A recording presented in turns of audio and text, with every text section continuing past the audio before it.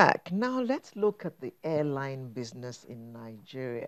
Within a 7-year period, about 6 airlines have just disappeared from Nigerian airspace, as only 7 airlines are currently operating in Nigeria compared to the 13 that were operating about 7 years ago.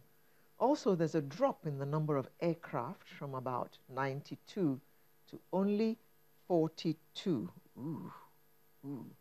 The Nigerian aviation industry has been bedeviled with numerous challenges in recent years, leading to the death of many airlines and, more recently, the acquisition of 2 major airlines, ARIC and Aero Contractors, by the Asset Management Corporation of Nigeria, AMCON. Now, to shed more light on these goings-on with us this morning, it's my pleasure to welcome the Public Relations Officer over at Public Relations Manager, at Air Peace, Mr. Chris Iwara. Good morning. Good morning. As well as the President, National Association of Nigerian Travel Agencies, NANTA, Mr. Bankole Bernard. Good morning. Good morning, and thank you very much for joining us. We did reach out to the Nigerian Civil Aviation Authority, the NCAA, but we haven't heard from them. They're yet to get back to us on that. We're supposed to be in this conversation. Okay. Now, Mr. Iwara, you heard those statistics. Definitely. What exactly is going on? We should be having more planes, more airlines flying. Definitely.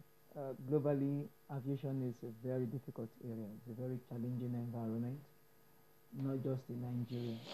Across the world, you have airlines that are going down every day cycle. SA, you have issues. You go to Ghana, you have issues. So these are not issues that are peculiar to Nigeria. All over the world. Then you begin to talk of the number of aircraft. Particularly when it comes to Nigeria, you have a lot of challenges.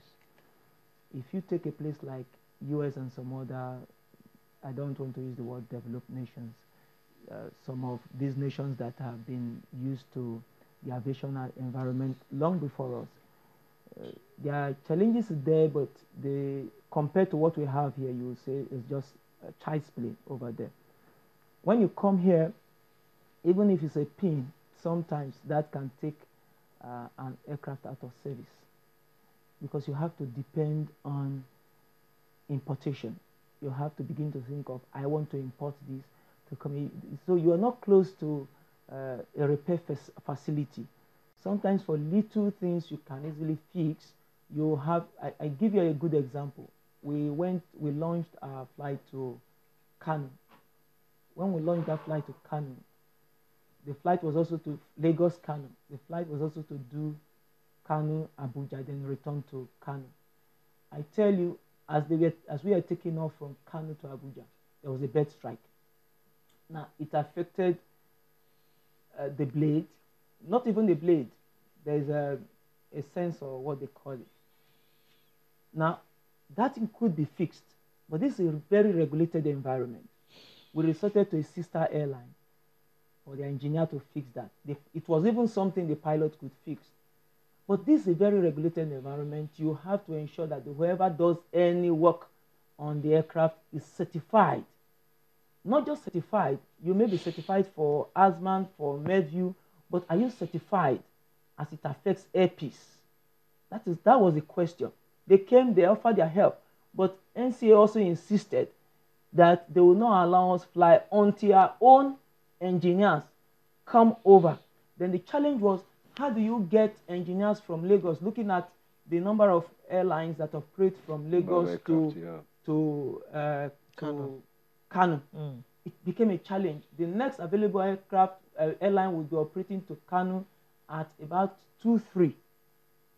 So it was a challenge. We had to mobilize an aircraft from Abuja to come over to Kano to take the aircraft, to rescue that flight before we begin to think of bringing engineers. So it's a difficult environment. If it were somewhere else, it would be very easy. All you just do is get your engineers. They are just a stone's throw.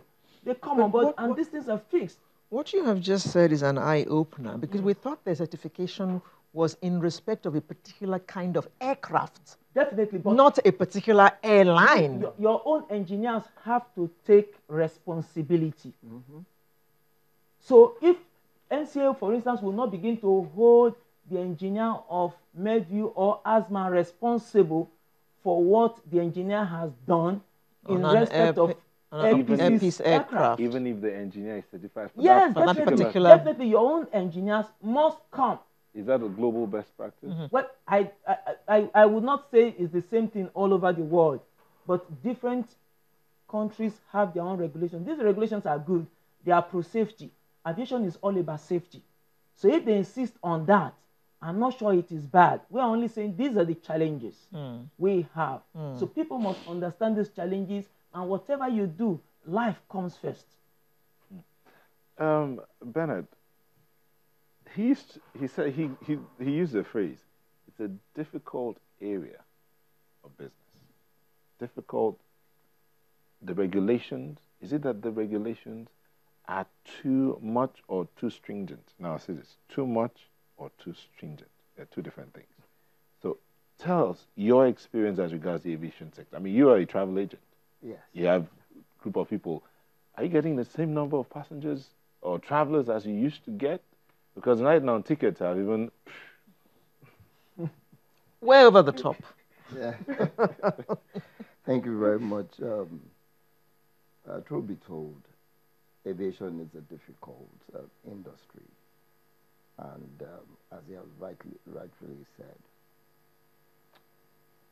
it's more difficult in an environment like Nigeria, where we have challenges with a lot of things: infrastructure, exchange rate for aircraft financing, and so many other things. But one thing you must understand as well is that Nigerians, we have the market. It's a bit difficult for you to say you want to take bus to Abuja. I mean, if you can afford it, you rather want to fly. It's 13 hours now, I hear. You know, so, I mean, just spending 1 hour, you're in Abuja, you've done what you have to do, you've moved to Port Harcourt and all that. So it's cost and time effective for you. Time. Don't say costs, please. Yeah, but don't really, say costs. You see, when you look at when you look at it as well, you find out that everything about airline is dominated in foreign currency. Yes, it is. You have to do the training, it's in foreign currency. You have the buy parts, it's in foreign currency. So the impact, and considering the fact that we have a weaker currency to fund a stronger currency, it's more difficult. You know, but be as it may, I believe that there's a whole lot the government needs to do. The government needs to create an enabling environment. People want to fly, and people are flying. Last year, over 10 million Nigerians used the domestic flight. So many more will still fly if we have enough airlines flying in the Nigerian airspace. And safer skies. Yes, I mean, to a very large extent, we've enjoyed a bit of that because NCA has taken security and safety to another level. I mean, we're grateful for that. But it goes beyond that. The government needs to create an enabling environment that will make these local airlines to survive. When you say create an enabling environment, what do you mean? Because right now they've sort of like created rules to ensure safety. Yes. And what exactly, besides that, do you mean by enabling environment? Okay, very good. There are some of these policies that can help the local airlines to survive. I'll give you an instance. In South Africa, they have a regional flight there, and a regional airline called Comair, which British Airways has a stake in it. Tell me of any foreign airline that has a stake in any of our local airlines. They don't believe in them. In what way has government formulated policies that will enable them to work together? Rather, we're giving multiple approvals for them to fly to these destinations. I mean, I don't have a problem with that as long as you're making them work closely with the local airlines. It will help them.